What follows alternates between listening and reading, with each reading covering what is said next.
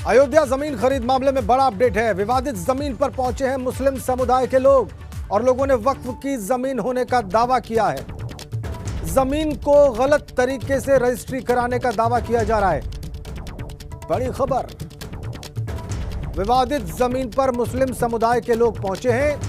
लोगों का दावा है कि यह वक्फ की जमीन है, इसको गलत तरीके से रजिस्ट्री किया गया है, गलत तरीके से बेचा गया है। ये देखिए आप तस्वीरें, ये वही विवादित जमीन है जिसको लेकर बखेड़ा खड़ा हुआ है। विवादित जमीन पर मुस्लिम समुदाय के लोग पहुंचे हैं। इस जमीन को उन्होंने वक्फ के होने का दावा किया है और यह भी कहा है कि जमीन को गलत तरीके से रजिस्ट्री किया गया। अयोध्या जमीन खरीद मामले में बड़ा अपडेट। अयोध्या से इस वक्त बड़ा अपडेट जो हमारे पास है, हम आपको दे रहे हैं। विवादित जमीन वक्फ बोर्ड की है, ऐसा मुस्लिम समुदाय के लोगों का कहना है और गलत तरीके से उसे रजिस्ट्री किया गया।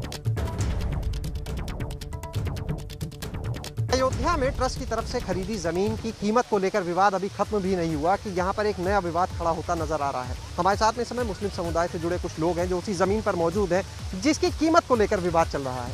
भाई साहब, क्या नाम है आपका? अपना परिचय। वहीद अहमद। अपना परिचय दें। ये ज़मीन हाजी फ़कीर मोहम्मद जो हमारे पूर्वज में दादा आजा लगते हैं, उन्होंने सन 1924 में इस प्रॉपर्टी को वफ़ किया था।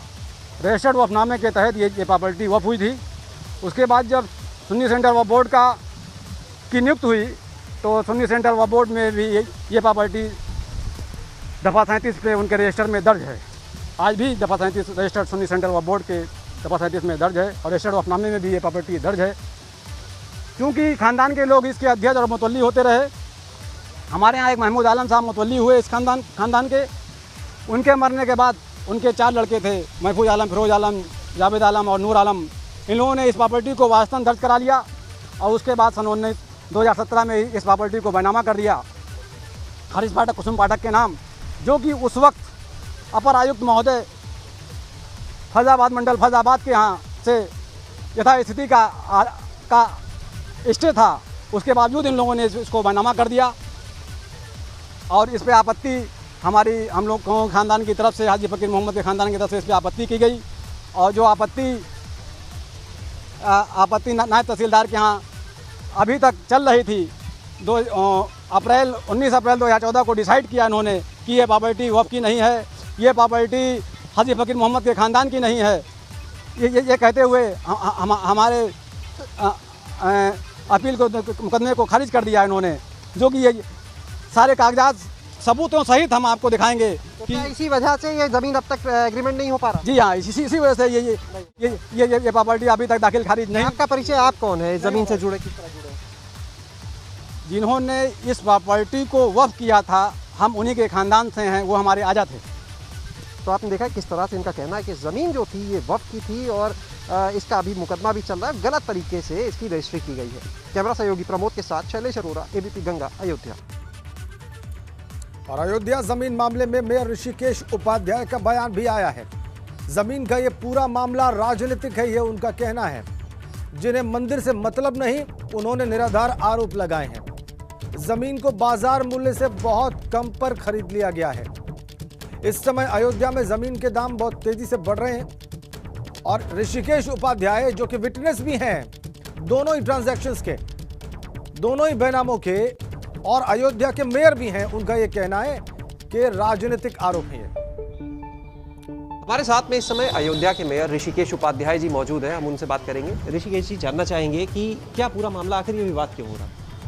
कोई विवाद नहीं है। जो विवाद उठाए हैं राजनैतिक लोग हैं, राजनीति से प्रेरित हैं, जिनको भगवान राम से भी दिक्कत है और ट्रस्ट ने इस बात की प्रेस रिलीज़ करके अपना स्पष्टीकरण दे दिया है। आगे भी जो चीज़ें हैं वो ट्रस्ट करेगा। मैं तो विटनेस, मेयर के तौर पर विटनेस करता हूँ।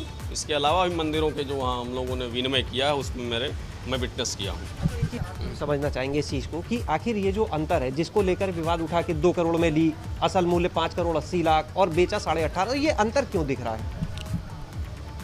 मैं आपको बताया ना, ट्रस्ट ने प्रेस रिलीज़ करके कहा कि वर्षों पुराना अनुबंध है। वर्षों माने कि 2, 4, 5, 7 साल पहले का उस मूल्य पर उसका रजिस्टर्ड अनुबंध था। वो करा के ट्रस्ट को दिया और ट्रस्ट तो 1 रुपये भी ऑनलाइन ट्रांजैक्शन करता है। इसके हिसाब से 2011 का ये मामला है, फिर कुछ विवाद रहे या जो भी रहा, और 2011 क्या 10 साल लग गए इसका बैनामा होने में, और फिर यहाँ तुरंत ट्रांसफ़र। वो तो जिन्होंने दिया है वो क्या बैनामा है, कितना विवाद है, क्यों लिंगरान रहा, क्या है, वो तो वो क्लियर करेंगे। मैं तो ये पैसा ट्रस्ट ने उनको इतना दिया, मैंने विटनेस किया। तो आप क्या मानते हैं, यानी कि ये जो ज़मीन ली गई ये भी बाजार मूल्य से कम पर ली गई? आप अयोध्या के मेयर हैं, यहाँ के ज़मीन मूल्य जान। बिल्कुल कम पे ली गई है और सहमति के आधार पर ये ज़मीन ली जाती है। जो हम मंदिर ले रहे हैं वहाँ के, उनको विस्थापित करने में उनकी भी पसंद दिखाई, उनके पसंद पर कि ये रेलवे स्टेशन पर ये ज़मीन है, तो संतों जो वहाँ पर लिए हैं उनके पसंद पर ही ये ज़मीन। 10 साल में ज़मीन के मूल्य में अंतर है, क्या लगता है कि यहाँ पर जो विकास है इसकी वजह से दाम बढ़ रहे हैं या क्या वजह? हाँ, राम जन्मभूमि का निर्णय आया, पूरे देश से लोग अयोध्या बसना चाहते हैं, ये तो सब लोग जानते हैं, जग जाहिर है। इसमें तमाम हमारे अयोध्या के लोग पत्रकार हैं, सब जानते हैं, सबको पता है कि पूरा देश के लोग यहाँ चाहते हैं कि मेरा कोई आश्रम, कोई धर्मशाला, कोई मकान बनाना चाहते हैं। यानी आपके हिसाब से ज़मीन जो है बाजार मूल्य से कम पर ली गई है? बिल्कुल, ये आप स्वयं जाकर देख लीजिए ना, वहाँ आप ऐसे पता कर, आम आदमी पता कर लिया, पता चल जाएगा। यहाँ पर हमने सुना मेयर ऋषिकेश जी को, जिन्होंने साफ कहा कि बाजार मूल्य से कम पर ज़मीन ली गई है और वो जितने भी मंदिर होते हैं उनमें विटनेस रहते हैं बतौर मेयर यहाँ पर, और उनका साफ कहना है कि जो लोग आरोप लगा रहे हैं वो राजनीतिक मंशा के चलते इस तरह के आरोप लगा रहे हैं जिन्हें मंदिर से कोई लेना देना नहीं। कैमरा सहयोगी प्रमोद के साथ शैलेश अरोड़ा, ABP गंगा, अयोध्या। क्या जमीन खरीद में गड़बड़ी हुई, सवाल यह है। तो हम आपको कुछ आंकड़े दिखाने की कोशिश कर रहे हैं। मालिक कुसुम पाठक और हरीश पाठक, जमीन बेची इन्होंने 2 करोड़ रुपए में। इसका क्षेत्रफल है 12,080 वर्ग मीटर। जमीन बेची सुल्तान अंसारी को और रवि मोहन तिवारी को 2 करोड़ रुपए में, कुसुम पाठक और हरीश पाठक ने। अनिल मिश्रा जो राम मंदिर तीर्थ क्षेत्र ट्रस्ट के सदस्य हैं वो इसके गवाह हैं। ऋषिकेश उपाध्याय जो मेयर हैं, जिनकी अभी आप बात सुन रहे थे, वो भी इसके गवाह हैं। इस खरीद के गवाह ये दोनों हैं। फिर ये जमीन 18.5 करोड़ रुपए में इन दोनों ने, यानी सुल्तान अंसारी और रवि मोहन तिवारी ने बेच दी राम जन्मभूमि तीर्थ क्षेत्र ट्रस्ट को, राम मंदिर तीर्थ ट्रस्ट को 18.5 करोड़ रुपए में। फिर विटनेस बने यही दो लोग, यानी अनिल मिश्रा और ऋषिकेश उपाध्याय।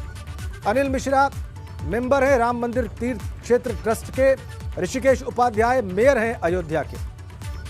18 मार्च को शाम को 7:10 पर सुल्तान अंसारी और रवि मोहन तिवारी ने खरीदी और उसी दिन शाम को 7:25 पर बेच दी। 15 मिनट के फासले में फर्क आया कीमत का 9 गुना, और ये फैक्ट है। सवाल इसी बात पर है, क्यों 15 मिनट का ये जो खेल है वो क्या है, ये हम आपको दिखाने की कोशिश कर रहे हैं। जमीन की पहली खरीद 18 मार्च 2021 को शाम 7:10 पर 2 करोड़ में हुई और बेची गई जमीन उसी दिन 7:25 पर शाम को 18.5 करोड़ रुपए में। 900 सेकेंड्स में 16.5 करोड़ रुपए कीमत बढ़कर यह जमीन फिर से बिक गई।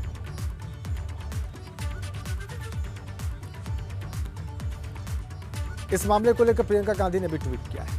उन्होंने कहा है, करोड़ों लोगों ने आस्था और भक्ति के चलते भगवान के चरणों में चढ़ावा चाहा। उस चंदे का दुरुपयोग अधर्म है, पाप है, उनकी आस्था का अपमान है। तो प्रियंका गांधी इस मुद्दे पर ट्वीट करने वाली एक और नेत्री बन गई हैं। ये क्रम जारी है, इसमें नया नाम जुड़ा है प्रियंका गांधी वाड्रा का। अयोध्या से खबर है, जमीन खरीद में घोटाले पर चंपत राय ने एक पत्र जारी किया है।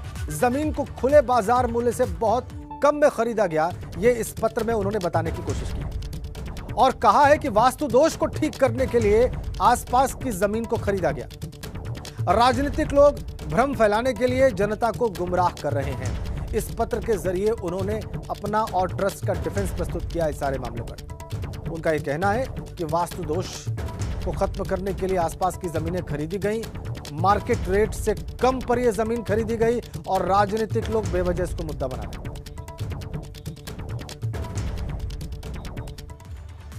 और बड़ी खबर है, अयोध्या जमीन खरीद विवाद पर डिप्टी सीएम केशव प्रसाद मौर्य का बयान आया है। उन्होंने कहा कि मेरा बोलना उचित नहीं है, मामले में जो भी बात होगी ट्रस्ट ही करेगा। ये बड़ा बयान। जी सर, अयोध्या को लेकर विपक्षी दल एक बार फिर निशाना साध रहे हैं, इस बार ट्रस्ट पे निशाना है। देखिए, मैं उस संबंध में समझता हूं कि कुछ बोलने की आवश्यकता नहीं है, लेकिन श्री रामलला का भव्य मंदिर निर्माण का कार्य चल रहा है, कहीं कोई ऐसी बात होगी ट्रस्ट उस पर बात करेगा। और वहीं राम मंदिर जमीन मामले को लेकर कांग्रेस नेता प्रमोद तिवारी ने कहा है कि राम मंदिर में जिस तरह से जमीन को ज्यादा रेट पे खरीदने का मामला सामने आया है वो बहुत निराशाजनक है।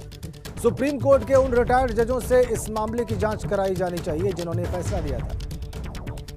भगवान के खिलाफ भाजपा परिवार का विश्व हिंदू परिषद जो ट्रस्ट बना हुआ वो तो भाजपा ने बनाया है, सरकार ने बनाया है। आप जमीन खरीदते हैं 2 करोड़ की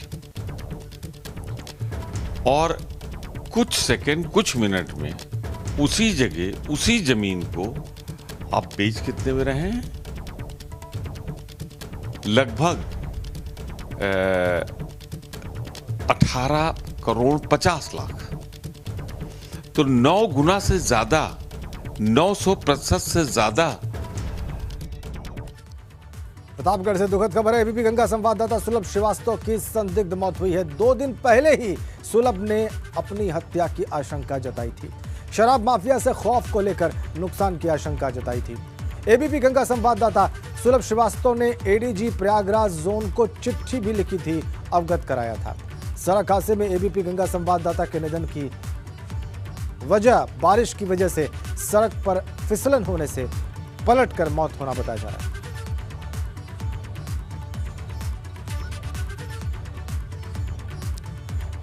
हमारे दिवंगत संवाददाता सुलभ श्रीवास्तव की पत्नी इस वक्त हमारे साथ सीधा कनेक्ट हैं, आप देख पा रहे हैं उनको। देखिए, आपके दुख में पूरा एबीपी परिवार आपके साथ है, आपकी संवेदनाओं में हम आपके साथ हैं और आपका कष्ट समझ सकते हैं। कल रात को जब यह हादसा हुआ या जब मौत हुई सुलभ की, उस वक्त आपसे उनकी कोई बातचीत हुई थी?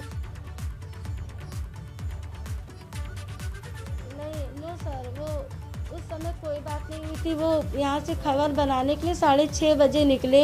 उनके पास एक मैसेज आया था कि लालगंज में कोई बैंक की लूट हो गई है, तो वही खबर बनाने के लिए वो निकले 6:30 बजे। यहाँ मेरे मतलब घर से 6:30 बजे निकले और क्या कहते हैं, लेकिन 8 बजे उनको स्टेशन में कुछ लोगों ने देखा। जी रेणुका जी, इसका मतलब ये 8 बजे तक यहीं थे, यहाँ से निकले नहीं थे लालगंज में, लालगंज के लिए। ठीक है जी। उसके बाद तो उसके बाद क्या उसके बाद फिर जब ये 9:30 बजे हम इनको सोचे कॉल करें, तब तो टाइम हमें नहीं याद आ रहा क्या टाइम हो रहा था, लेकिन यही 9 साढ़े 9 ऐसे बजा था। तो उन्होंने हमको मैसेज भी किया कि हम खबर बना चुके हैं, आधे घंटे में पहुँच रहे हैं जी। फिर उसी के जब इन्होंने ये खबर दिया कि आधे घंटे में हम पहुंच रहे हैं, तो उसके बाद 2 बार इनका कॉल आया, जो हम हेलो हेलो कहे लेकिन आवाज़ नहीं आई जी। और ये कॉल कब आया आपके पास रेणुका जी? फिर हमने जब कॉल बैक किया तो कोई सर टाइम एक्चुअली हमें नहीं याद है कि क्या टाइम था, ये नहीं याद है। हमारे ख्याल से ये 9:45 साढ़े 9 यही बज रहा था। ठीक है, ठीक है। आवाज नहीं आई, फिर आपने क्या किया आगे? टाइम नहीं याद है जी सर। तो फिर हमने उनको कॉल बैक किया कि भाई हम सोचे नेटवर्क प्रॉब्लम होगी इसलिए नहीं आई उनकी, मतलब नहीं आवाज़ आ रही। तो जब हमने कॉल बैक किया तो क्या कहते हैं, कोई कॉल रिसीव ही नहीं किया। फिर उसी के 10 मिनट बाद 10 मिनट बाद किसी अदर पर्सन का वहाँ से कॉल आया जो बोला कि ये जिसका मोबाइल है उनका एक्सीडेंट हो गया कटरा में जी। तो फिर मैंने कहा कि ठीक है, कटरा में कहाँ पे हुआ है? तो ये पूरी तरीके से बताया ही नहीं। कहा कि आप सरकारी अस्पताल पहुँचिए, तो वहाँ हम इनको पहुँचवा रहे हैं। अब ये नहीं पता कि कौन था जिसने हमको कॉल किया, क्योंकि इनके मोबाइल में पासवर्ड लगा है। तो जब तक उसको पासवर्ड नहीं पता होगा तो वो फ़ोन कैसे इनका यूज़ कर सकता है? जी जी जी जी, ये बात आपकी बिल्कुल जायज़ है। मान लीजिए इन्हीं के मोबाइल से अगर कोई कॉल करता है, बिल्कुल ठीक सवाल है आपका। कि अगर पासवर्ड किसी को ना पता हो तो उनके मोबाइल से कोई कैसे फोन कर सकता है। रेणुका जी, ये बात आपकी बिल्कुल ठीक है, लेकिन जब आखिरी बार जब फोन उन्होंने किया, जब आखिरी बार फोन उन्होंने किया, नोट करने वाली है बिल्कुल, जब आखिरी बार फोन उन्होंने किया रेणुका जी, तो जो आवाज आई उस आवाज से क्या आपको कोई एहसास हुआ कि वो किसी परेशानी में है या एक्सीडेंट हुआ है? सर आवाज़ हमको बिल्कुल, एक बार जब हमें याद आ रहा फर्स्ट टाइम जब कॉल आया था तो हल्का सा हमको इन्हीं की आवाज़ लगी थी। अब ये अभी उसके बाद मोबाइल किसी ने ले लिया जी 10 मिनट बाद। फिर उसके बाद जब दोबारा फ़ोन आया, हाँ, फिर जब हमने दोबारा कॉल किया तब उनके साथ जो मतलब जो मीडिया वाले थे 2 लोग, वो पहुंच गए थे इनको लेने के लिए, हैं। तो फिर वो लोग कहे कि भाभी हम पहुंच रहे हैं, आप सरकारी अस्पताल पहुंचिए, तो हम एम्बुलेंस से लेके आ रहे हैं जी। और उसके बाद जब आप हॉस्पिटल पहुंच गए थे तो फिर हम टेंशन फ्री हो गए, हमको चलिए अभी। हाँ, तो जब हम हॉस्पिटल पहुंचे तो एम्बुलेंस में ये थे, इनकी सांस लेकिन हम ये कहते हैं इनको वहाँ पर लाने में देर लगाई गई, क्योंकि वहाँ से यहाँ आने में पूरा पौन घंटे का समय लिया गया है। जब उनकी हालत ख़राब हुई थी, जिस समय हमारे पास कॉल आया था, अगर उसी समय ये अस्पताल तक पहुँचा दिए जाते तो वो बच सकते थे जी। उसमें थोड़ा समय लिया गया, एम्बुलेंस लाने में थोड़ा समय लिया गया है। और ये एक एक्सीडेंट नहीं है, जहाँ तक हमको लगता है ये एक मर्डर केस है, लेकिन अब इसलिए कह नहीं सकते क्योंकि हमने देखा नहीं अपनी आंखों से। बहुत धन्यवाद आपका रेणुका। और एक बड़ी खबर आगरा से आ रही है। 100 फीट गहरे बोरवेल में बच्चा गिरने का मामला है। 100 फीट गहरे बोरवेल में बच्चा गिरा है। 130 फीट, बिल्कुल ठीक 130 फीट गहरे बोरवेल में गिरे बच्चे को निकालने के लिए आगरा में रेस्क्यू ऑपरेशन चल रहा है। मौके पर सेना और एसडीआरएफ की टीम मौजूद है।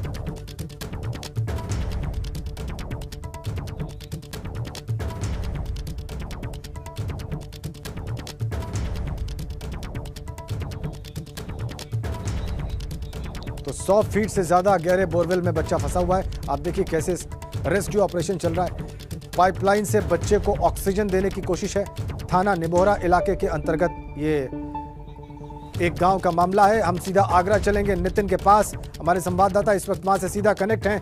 नितिन, बच्चा गिरा कैसे, कितनी देर हो गई बच्चे को गिरे हुए, और अभी वहां पर क्या चल रहा है?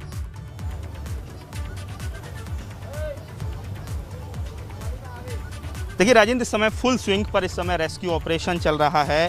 क्योंकि इस तरह की जब घटनाएं होती हैं तो आर्मी को विशेषज्ञता रहती है, एक्सपर्टीजमेंट रहता है, और यही वजह है कि आर्मी ने मोर्चा संभाल लिया है। और अब 180 फीट दूर जाके एक पैरेलल टनल बनाई जा रही है। उसके बाद नीचे से उसको गैप को कम किया जाएगा और बच्चे तक सुरक्षित पहुंचा जाएगा। और आप देख सकते हैं कि जो आपको बोरवेल नज़र आ रही है, इसमें इस समय कैमरा डाला गया है, और जिसके जरिए जो उनका पूरा कहा जाए जो सर्किट है, उसके जरिए पिता से बात कराई गई है बच्चे की। बच्चा इस समय पूरी तरह से स्वस्थ है और लगातार एक मैसेज देने की कोशिश की जा रही है ताकि जो घबराहट है बच्चे में वो कम हो सके। इसके साथ ही सिलेंडर के जरिए ऑक्सीजन भी अंदर पहुंचाई जा रही है। और जो आर्मी के जो ऑफिसर हैं, लेफ्टिनेंट कर्नल पल्लव झा, उनके मुताबिक मैं एक बार फिर से सर आपसे बात करना चाहूँगा, इस समय लाइव पर हैं, कि इस समय पूरा बताइए किस तरह से सर आप ऑपरेशन को अंजाम दे रहे हैं, क्या इस समय चल रहा है? देखिए, बच्चा जो है शिवा नाम का बच्चा है, 4 साल का, वो लगभग 95 से 100 फीट पे फंसा हुआ है। और वहाँ तक पहुँचने के लिए हमने जो खुदाई शुरू की है वो लगभग यहाँ से 180 फीट दूर से शुरू किया है। वो खुदाई जब हम लोग कर रहे हैं तो हम लोग लगभग 20 फीट बोरवेल से दूर पहुँचने की कोशिश कर रहे हैं। जैसे ही हम वहाँ पे पहुँचेंगे तब हम उसके बाद एक हॉरिजॉन्टल टनल बनाने की कोशिश करेंगे अपने स्पेशल इक्विपमेंट से, और बच्चे तक सेफली पहुँचने की कोशिश करेंगे।